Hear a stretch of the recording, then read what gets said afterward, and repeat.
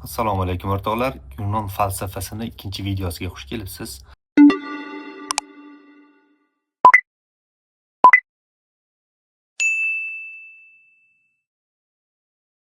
Bu videoda Anaksimandros haqida gapiramiz. Anaksimandros Talesdan keyin keladigan Yunon filosofi hisoblanadi va e, ba'zilarning fikricha eng muhim antik presokratik, ya'ni Sokratdan oldingi filosoflarning eng muhimlaridan biri hisoblanadi. Xo'p, bu videolarda o'tgan safar Talesni videosini qilgan edik. Videolarni qilishimizdan maqsad nima edi o'zi? O'tgan safar Talesni videosida ko'rsatgan narsamiz shu bo'ldi. Hozirgi zamonada shunday fikr bor. Falsafa Yunonda boshlandi degan fikr bor edi. Buni xatoligini Talesni videolaridan, ya'ni Tales falsafani boshlang'ichi hisoblanadi, boshlagan inson hisoblanadi. Talesni videosida, Talesni fragmantlaridan, u haqida aytilgan gaplardan, fragmanlardan kelib chiqib, falsafani Yunonda boshlanmaganini ko'rsatib berishga harakat qildik. Va hozir hokim bo'lgan qarash, yana bir qarash borki, Yunonda antik filosoflar, presokratik filosoflar naturalist bo'lgan. Ya'ni dinni aralashtirmasdan turib, mifni aralashtirmasdan turib, tabiat qonunlari bilan ko'p narsalarni izohlashga harakat qilishgan. Xullas, ko'pchilik aytishi bo'yicha dinsiz bo'lgan ham deyishadi. Buni xatoligini o'sha Anaksimandros videosida, bu videoda isbotlashga harakat qilamiz. Qarashlarning sababi nima? Har doim hokim qarashlar bo'ladi, zamonani hokim qarashlari bo'ladi. Misol uchun 15-14-asrlarda Yevropaga borganingizda hokim qarash shu bo'lgan. Faylasuflar ko'pi aksari dindor bo'lgan. Masalan, Aristotelni ham ilohiy deyishadi, Sokratni ham ilohiy deyishadi. Hatto islomdagi ba'zi ulamolar ham Sokratni payg'ambar bo'lishi mumkin degan qarashlar ham bor. Hozirgi zamonda, ya'ni sekulyar zamonda, ateizm va sekulyar zamonida u filosoflarga qandaydir ma'no berilishi, ya'ni hokim qarash sifatida ularni naturalist, ateist sifatida ko'rsatilishi, Yunonni falsafani boshi qilib ko'rsatilishi bu normal holat. Va biz bu zamonda yashar ekanmiz. Zamonani hokim qarashini emas, o'zi haqiqat qayerda? Masalan, 16-asrda yashaganimizda ham, hozirda yashayapmizmi? Haqiqatning o'zi qayerda? Zamonani hokim qarashiga bog'lanib qolmaslik kerak, o'zimiz izlanishimiz kerak va haqiqatni o'zimiz topishga harakat qilishimiz kerak, o'rganishimiz kerak. Bu videolarning asosiy sabablari ham shu. Bu videodagi sabab presokratik davrdagi filosoflar rostdan ham naturalistmidi? Rostdan ham dinni, mifni aralashtirmasdan tabiat qonunlarini, tabiatni fizika orqali izohlashga harakat qilganmidi? Shularni ko'rib chiqamiz va fragmanlarni ko'pini yig'ib chiqdim Anaksimandros haqida. Shularni o'qib izohlashga harakat qilaman. Ma'lum bo'lishicha, Yunonlar orasida tabiat haqida yozilgan bir tadqiqotni ommaga ilk bor nashr qilishga jasorat etgan shaxs aynan u bo'lgan, ya'ni Anaksimandros bo'lgan. U tabiat haqida, yer yuzining tasviri, katta yulduzlar haqida va yana bir necha asar yozgan. Xo'p, Eratosferning aytishicha, Homerdan keyin paydo bo'lgan ilk ikki jug'rofiyashunos Aleksandros va keyingisini ismi keltirilmagan bu yerda. Birinchi jug'rofiy xarita Pinaksni nashr etgan Aleksandros ekan. Bu Homer degani bizda Gamer deb o'qitiladi, ya'ni rus adabiyotidan ko'chirganimiz uchun Gamer deb o'qitiladi. Homer Yunonda muhim shaxs hisoblanadi, ham jug'rofiyashunos, ham tarixchi va biz Yunondan oladigan ko'plab miflar, mitlar, Yunondan oladigan ko'p tushunchalarimiz aynan Gamerda keltirildi. Ya'ni tarixchi sifatida ham qaraladi unga, faqat jug'rofiyashunos emas. Quruqlikda va dengiz atrofining chegarasini birinchi bo'lib rasm qilgan ham, shuningdek birinchi osmon ko'rasini tayyorlagan ham u edi.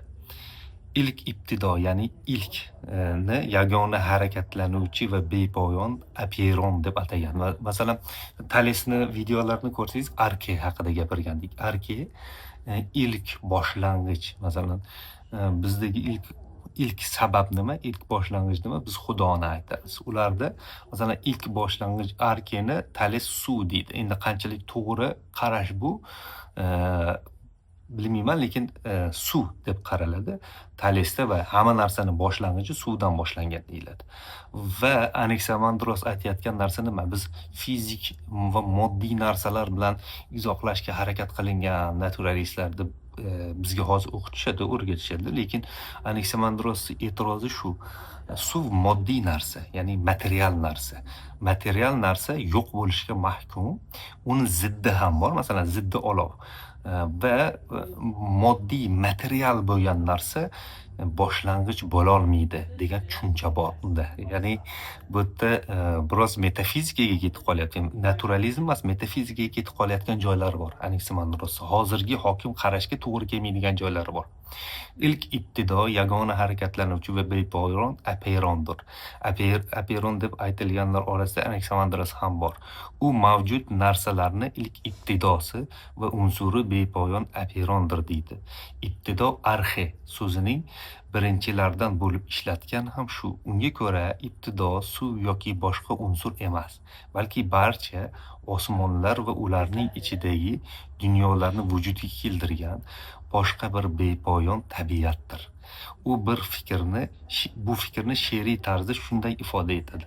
Qaysi narsalardan paydo bo'lgan bo'lsa, ularning yo'q bo'lishi ham zarurat ila o'sha narsaga qaytmog'i lozim. Chunki ular bir-biriga nisbatan adolat va adolatsizlikni vaqt tartibida muvofiq oladilar va beradilar. Ya'ni apeyron degan narsa bor, uni tushunchasida hamma narsa undan chiqadi va unga qaytadi.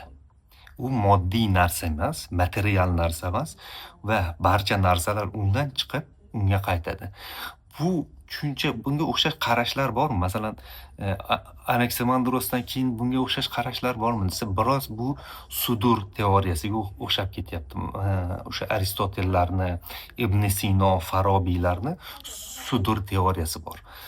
Sudur teoriyasida Xudodan, Allohdan, o'sha Tangridan barcha narsa chiqib keladi. Ya'ni vujudga kelib, zanjir orqali chiqib keladi. Ya'ni birinchi sababdan chiqib keladi, sudur bo'ladi. Va bu shunga qarash, shunga o'xshash qarashga o'xshaydi. Va Hind falsafasini ko'rsangiz ham, Hind falsafasida Brahman bor. Barcha narsalar Brahmandan kelib chiqqan. O'zi aslida bu mavzuni ochsam video uzun bo'lib ketadi. Balkim Hind falsafasidan boshlashimiz kerak edi. Xudo xolasa bundan keyin Hind falsafasini ham o'rganishga, o'qishga harakat qilamiz. Chunki hozirgi bu aytayotgan apeyronga o'xshagan qarashlar va sudur teoriyalari Hind falsafasida miloddan avvalgi 1200-yillarda bor. Ya'ni Anaximandrosdan 700 yil oldinlar bor. Lekin va yana Hind falsafasida juda mukammal bo'lgan, ya'ni mukammal degan nima, aql bilan tushuntirib bera oladigan mukammal sxemalar bor, ya'ni tushuntirishlar bor va bilimni qanday aniqlaymiz, bilgini qanday aniqlaymiz va hozirgi zamonada ilm-fan metodida ishlatayotgan tushunchalar ham yotadi. O'sha aynan Hind falsafasida. Hind falsafasini ham biror kuni Xudo xolasa inshaalloh dars qilamiz. U mavjud narsalarning ibtidosi bepoyon apeyron tabiatidir va undan osmonlar va ularning dunyolarda paydo bo'lganlari aytgan. Bu tabiat abadiy va qarimas. Barcha dunyoni o'z ichiga olgan, vaqt esa paydo bo'lishni, mavjud bo'lishni va yo'q bo'lishni belgilab beradi deydi. Yer hech narsa tomonidan qo'llab-quvvatlanmasdan yuqoriga osilib turishini, chunki u hamma narsalardan bir xil masofada bo'lgani uchun o'z o'rnida barqaror tura olishini aytgan. Yerning shakli esa tosh ustiga o'xshaydi, silindrsimon va doirasimon ekan. Yerning bir yuzi bizning yurib turgan joyimiz, ikkinchi yuzi uni teskarisi tomonidir. Bu yerda anaqaga o'xshayapti. Hozir bu davomini o'qisam tushuntiraman. Yulduzlar yerlardagi olovdan ajralib chiqqan havo tomonidan o'rab turiladigan olov halqalari ekan. Yulduzlarda havo teshiklari, ya'ni guzar joylar mavjud bo'lib, shu teshiklar orqali yulduzlar ko'rinadi. Bu teshiklar yopilganda esa quyosh va oyning tutilishi sodir bo'ladi deb aytadi. Bu yerdagi qarash shu. Anaximandrosdagi qarash Aristotelni olam qarashiga o'xshaydi. Aristotelni olam qarashi qanaqa edi? Buni man anaqada aytgan edim. Ya'ni o'zga sayyoraliklar degan videoda tushuntirgan edim. Hozir yana bir marta tushuntiraman. Aristotelni dunyo markazli qarashi to Kopernik davrigacha davom etgan jarayon va unda shu Galileo Kopernik davrigacha davom etgan va cherkov buni qabul qilgan. Islom olamida buni qabul qilganlardan to'la qabul qilmagan bo'lsa ham Ibn Sino va Farobiy bu ko'rishni takomillashtirgan. G'azzoliylar aynan mana shu ko'rishga qarshi chiqishga harakat qilgan. Va islomda bunda qabul qilinmaydi, lekin xristian cherkovligida, katolik cherkovligida shu dunyo markazda turadi. U markazda osilib turadi va uni atrofida oy, quyoshlar bor. Ya'ni yer markazli tushunish. Keyin bu 16-asrda Galileoga qarshi chiqilishi ham, Kopernikka qarshi chiqilishi ham shu. Cherkov buni qabul qildi. Galileolar aytdiki, yo'q, yer markazli emas. Biz quyosh markazliymiz. Dunyomiz yerni atrofida emas. Bizdagi anaqa olam quyosh markazli aslida, ya'ni geliosentrik degan qarashni o'rtaga qo'ygan va yer markazli qarashni o'sha Anaximandros davrida уже ko'rishimiz mumkin. Hayvonlar quyosh tomonidan buxorga aylantirilgan namlikdan paydo bo'lgan. Inson esa avvalida boshqa bir jonzotga, ya'ni baliqqa o'xshar ekan. Bu yerda bu Anaximandrosning bu gaplaridan ba'zilar aytadiki, bu proto evolyutsion teoriya deydi. Ya'ni evolyutsion teoriyalarni ilk qarashlari Anaximandrosda bor deydi. Ya'ni inson baliqdan chiqib kelgan, paydo bo'lgan degan qarashlarni aytishadi. Endi hamma qarashdagilar filosoflarning so'zlarini o'zlariga nisbat qilishga harakat qilishadi. Evolyutsiya nazariyachalari shunday qilib o'zlariga nisbat qilishga harakat qilishgan, lekin bu miflardan kelib chiqqan qarash. Buni videoni oxirida tushuntirishga, isbotlashga harakat qilaman. Shamollar bir-biridan ajralgan va harakat qilib turgan havoning eng nozik buxorlari bir joyga to'planganda paydo bo'ladi. Yomg'irlar esa quyosh ta'siri bilan yerdan ko'tarilib, nam buxorning yuqoriga chiqishi, chaqmoqlar esa bulutlarning zarb bilan urilayotgan shamollarni ularni ayirib tashlashidan kelib chiqadi. Bu hozir bu yerdagi mavzuga taalluqli emas, boshqa narsa. Aytmoqchiki, Anaximandros yer yuzi suv bo'lgan. Yer yuzi suv bo'lgandan keyin quyosh uni kuydirganda buxor bo'lib, namlanib, bug'lanib chiqqan paytda yer bo'shliqda qolgan va o'sha bo'shliqda qolgan yerdagi baliqlar inson paydo bo'lishiga sabab bo'lgan degan tushuncha ham aytiladi hozirgi evolyutsion nazariyachilar tomonidan. Anaximandrosning gaplariga shunday ma'no beriladi. Undan keyin Anaximandros barcha yaratilish va yo'q bo'lishning yagona sababi bepoyon aperon deydi. Ya'ni barcha narsalarning yaratilishini va yo'q bo'lishini aperonga bog'layapti. Osmonlar va umuman mavjud barcha beqiyos olamlar ana shu aperondan ajralib chiqqanini ta'kidlaydi. Xuddi biz aytgan sudurga o'xshayapti yoki Brahmanni bir turiga o'xshayapti. Brahmancha qarashni bir turiga o'xshayapti. Butun dunyolarning paydo bo'lishi va yo'q bo'lishi doimo davriy tarzda takrorlanib turadi deyiladi. Ular abadiy hayot asosidan kelib chiqadi. Yerning shakli silindrga o'xshagan bo'lib, balandliklari uning kengligi va undan bir qism ekanini aytiladi. Men ba'zi narsalarni, bu Plutarxning gapi, men ba'zi narsalarni takror aytyapman. Nimaga? Har bir kishi fragman aytgan Anaximandros haqida. Ya'ni Anaximandros shunday dedi deb ma'lumot bergan. Bizda eski Yunondagi insonlar bizga ma'lumot bergan. Anaximandrosning qarashi bunaqa edi degan gaplarni aytgan. Va o'shalarni fragman sifatida olganmiz va o'sha fragmanlarni tarjima qilib hozir sizlarga o'qib beryapman. Masalan, bitta narsani aperonni tushuntirishi 3 kishi aytgan bo'lishi mumkin. O'sha 3 ta narsani ham o'qib ketyapman hozir sizlarga. Harorat, issiq va suvning azaldan mavjud bo'lgan ijodkor kuchlari dunyoning paydo bo'lishida bir-biridan ajralib chiqqan va bu yerda yer atrofidagi havoni qo'lqopdek o'lab turgan alanga halqasi hosil bo'lgan. U halqa parchalanib ketgach, uning bo'laklari halqa-halqa bo'lib to'plangan va shunda quyosh va yulduzlar paydo bo'lgan. Shuningdek, inson avvalida boshqa shakldagi tirik mavjudotlardan tug'ilganini ham aytadi. Chunki boshqa hayvonlar tez oziqlana oladi, faqat insonlar uzoq muddat parvarishga muhtoj. Agar inson avvaldanoq shunday bo'lganida, u omon qolmas edi. Bu yerdagi narsa shu. Aytayotgan narsa shu.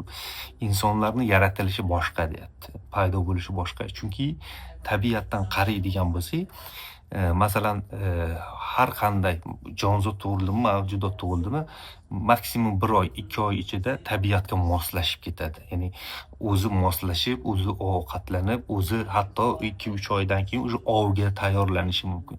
Ya'ni tabiatdagi barcha narsalar tabiatga uyg'un va tabiatga moslashib ketadi. Faqat inson bolasigina 10 yoshiga, 15 yoshiga kelgungacha tabiatda o'zi yashab qola olmaydi.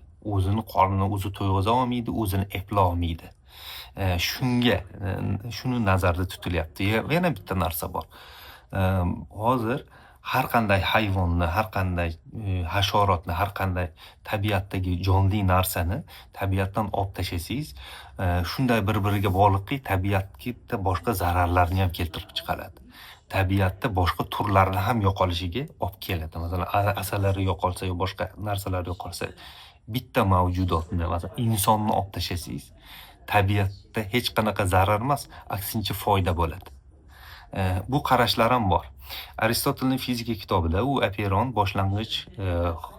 boshlang'ichga xos tuzilmaga ega bo'lgani uchun na paydo bo'lgan, na yo'q bo'lgan. Ya'ni Aperon na paydo bo'ladi, na yo'q bo'ladi, azaliy va abadiydir. Chunki har qanday paydo bo'lgan narsaning oxiri bo'lishi, har qanday mukammal shaklga yetgan narsaning yo'qolishi zarur. Xuddi Brahmandek, xuddi yaratuvchidek azaliy va abadiy degan qarashda bo'lgan. Shuning uchun avval aytganimizdek, uning o'zi uchun boshlang'ich yo'q, ammo u barcha narsalarning boshlang'ichidir. Xudoni hech kim yaratmaydi, lekin Xudo barcha narsalarni yaratadi deganday gap bu. Ammo u barcha narsalarning boshlang'ichidir, chunki u hamma narsalarni o'rab turadi va boshqarib turadi. Xudo o'z ilmi bilanmi yoki sudurchi teoriyada ham o'zi bilanmi barcha narsalarni o'rab turadi. Atiusdan keladi. Anaximandros mavjud narsalarning ibtidosi bepoyona Aperondir deydi. Har bir narsaning undan paydo bo'lar, har bir narsa unga qaytib yo'q bo'lar ekan. Shu tarzda beqiyos jahonlar vujudga kelar va qayta o'z manbaiga qaytib yo'q bo'lar. Ya'ni Aperondan barcha dunyolar paydo bo'ladi, qaytib yo'q bo'ladi. Shuningdek, nima uchun uning chegarasizligi zarur ekani haqida ham aytadi. Chunki paydo bo'lish va uning asosiy tabiat hech bir narsani o'z tashqarisida qoldirmaydi.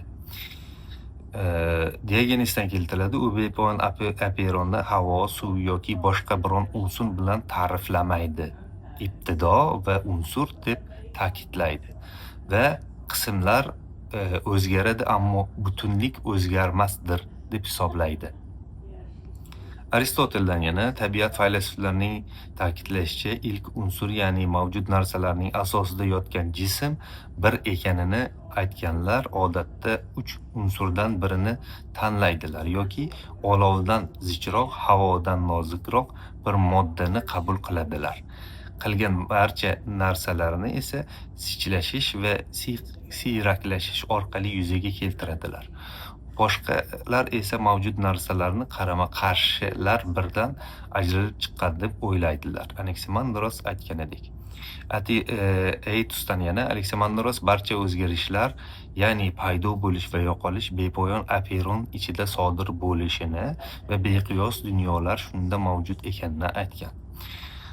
Eytisdan yana beqiyos dunyolar mavjud deb aytganlardan biri Aleksandrosdir. Unga ko'ra bu dunyolar bir-birini teng masofadadir. Ya'ni dunyolar, olamlar bir-biriga teng masofada degan ekan. Eytisdan Aleksandros dunyoning yo'q bo'lishi mumkin deb hisoblagan. Simplikius, Aleksandros va uning kabi beqiyos ko'p sonli dunyolar mavjud deb o'ylaganlar. Bu dunyoning paydo bo'lishi va yo'q bo'lishini bepoyon operon bilan bog'laganlar. Ulardan ko'ra ba'zi dunyolar doimiy paydo bo'ladi, ba'zilari esa yo'q bo'lib ketadi. Harakat esa abadiydir. Chunki harakatsiz paydo bo'lish ham yo'qolishi ham yo'q. Aleksandros beqiyos osmonlar, ko'p jahonlar, xudolar deb da'vo qilgan. Bu Yunondagi paganist qarash, ya'ni beqiyos osmonlar bor, ko'p xudolar bor degani bu Aleksandrosni baribir Yunonda paganizm qarashi ta'siri borligini bildiradi. Aleksandrosning fikri shunday iboratki, xudolar tabiatan xudo sifatida tug'iladilar.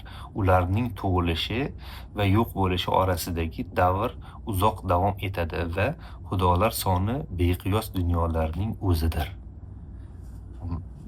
Bu yerda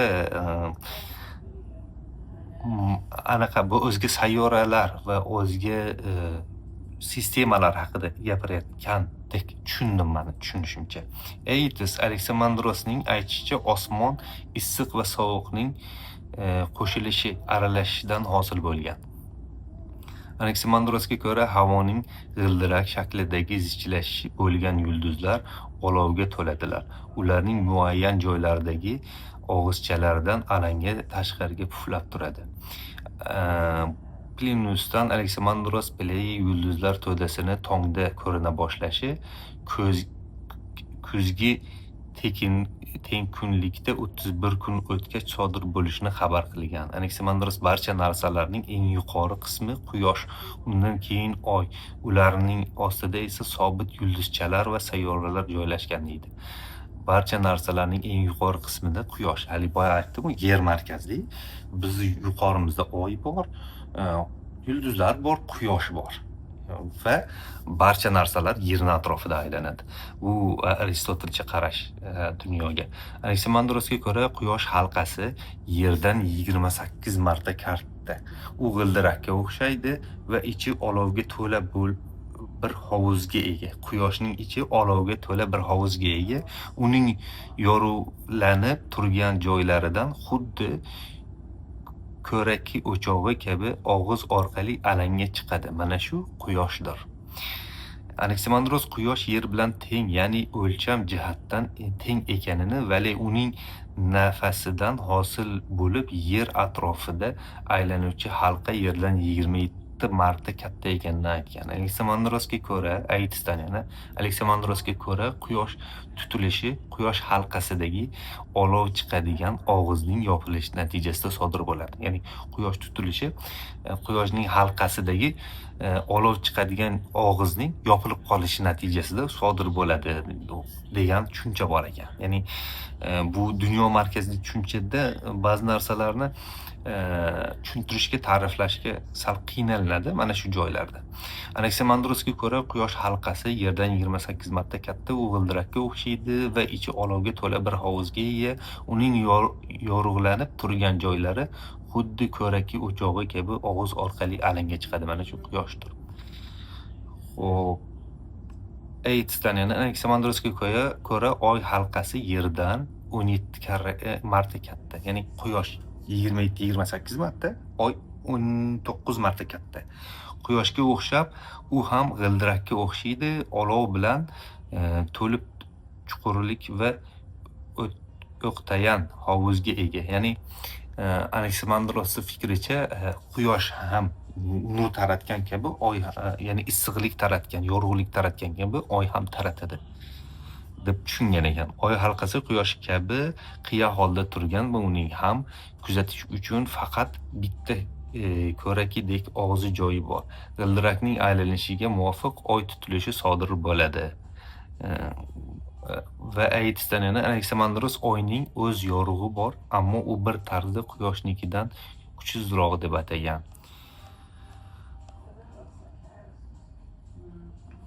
Plutarxdan Anaximandros baliqlar va odamlar bir xil mohiyatdan deb o'ylamaydi. Ya'ni baliqlar va odamlar bir xil umum ajdoddan deb o'ylamaydi. Ya'ni odamlar baliqlardan deb o'ylamaydi degan joyi bor. Ammo u insonlar avvalida baliqlarning ichida tug'ilgani va ularning oziqlanib o'sganini aytadi. Ular baliqlarning bolalari kabi mustaqil yashashga qodir bo'lgan darajaga yetganlarida odamlar ham quruqlikka chiqqan deydi.